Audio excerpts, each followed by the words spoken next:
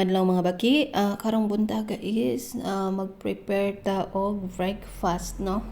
So nanghipos ako sa mga kalat gabi nga ilang gigamit.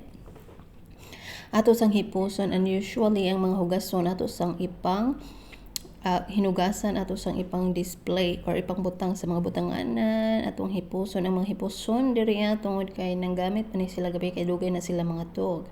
And karon panghipuson, no, ang ato day preparon karon is pancake o crepe. So ang atong unahon karon prepare is ang pancake. Magkuha tag harina and banana, duha ka banana kay gagmay man nga saging ang atong na kuan karon. So ato si Jang i-smash duha ka buok nga banana. This one is for the pancake. Dali ra kaayo kay banana, egg, flour, maura pang pancake na nila. So igahuman ani atong butangan og usa ka buok nga itlog. Ito yung itlog natin, charot. Ini kadugmok sa mga saging butang ang itlog, and magkuha ta og kanang pangpatubo.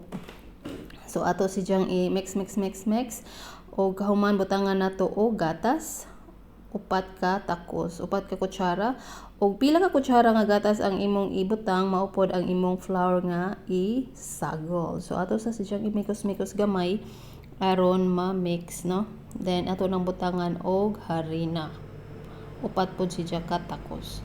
So butangan po nato og baking, atong i-mikos na pod kay aron manog makasugod na ta. So ang ato jud kuan ni is banana jud talaga kay daghan ang banana, no, kaysa sa harina.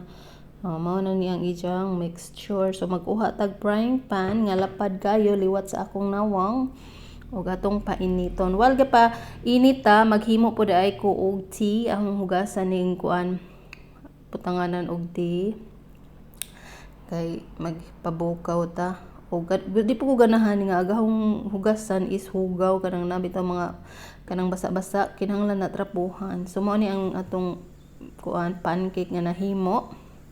So dili is daghano, mao ni pancake. Then karon ang atong himuon sunod is crepe. Dili na ta mag mixture no, takos ang ato nga i-mix na lamang na bana-bana na laman kay murag di ta expert. So butangan na tug harina ug gagija pong kuan ani is dili siya is sticky, kinahanglan siya is tubigon. So sagulan na tug tubig gamay, mix na to, and we gonna start sa atong paghimo sa crepe. Ingani day ni siya paghimo.